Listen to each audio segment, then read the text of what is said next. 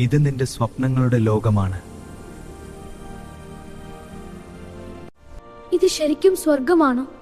ഇത് നിന്റെ മനസ്സിന്റെ ലോകമാണ്. ഈ സ്വർഗഭൂമി, ഇവിടെ എത്തുന്നവർ ഓരോരുത്തരുടെയും മനസ്സ് എനിക്കറിയാം. നീ ചിന്തിക്കുന്നതും പോലെ നടക്കുന്നത് കാണാം. തോട്ടത്തിലെ പഴങ്ങൾ, പൂക്കൾ, അരുവി എല്ലാം അവന്റെ ചിന്തകൾ പോലെ മാറുന്നു. പക്ഷികൾ മധുരമായി പാടി, പൂക്കൾ കൂടുതൽ വിരിഞ്ഞു. ഞാൻ പറയുന്നത് പോലെ നടക്കുന്നുണ്ടല്ലോ. നിന്റെ നിർമ്മലതയും സ്നേഹവും കൊണ്ടാണ് ഈ ഭൂമി ഇങ്ങനെ മനോഹരമായത്. നല്ല ചിന്തകൾ ലോകത്തെ മനോഹരമാക്കും, ദോഷചിന്തകൾ ലോകത്തെ ഇരുണ്ടതാക്കും. ഈ പരീക്ഷണങ്ങൾ നിറഞ്ഞൊരു സ്ഥലത്ത് പോകാൻ പോവുകയാണ്. ഇനി നീ തിരികെ പോകേണ്ട സമയമായി. അഭിലാഷ് മറ്റൊരു സ്ഥലത്തേക്ക് നടന്നു. ഈ വാതിലിന് പിന്നിൽ എന്തായിരിക്കും? ഈ മരങ്ങൾ എല്ലാം സ്വർണ്ണോലേ. ഒരു പാറപ്പുറത്ത് ഒരു സിംഹം ഇരിക്കുന്നുണ്ടായിരുന്നു.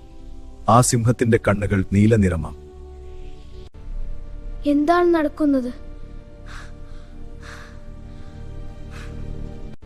സ്വാഗതം അഭിലാഷ്.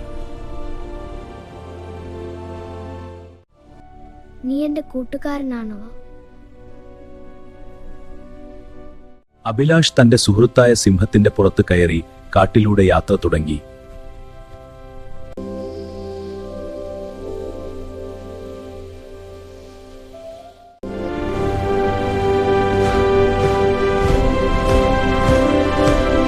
അഭിലാഷും സിംഹവും കാട്ടിലൂടെ പതുക്കെ മുന്നോട്ട് നടന്നു. സിംഹവും അഭിലാഷും കാടിന്റെ ഉള്ളറകളിലേക്ക് നീങ്ങി.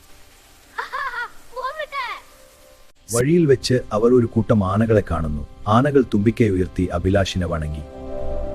ചന്ദ്രന്റെ വെളിച്ചം മരങ്ങളുടെ ഇടയിൽ പതിഞ്ഞപ്പോൾ കാട്ടൊരു രഹസ്യലോകം പോലെ തോന്നി.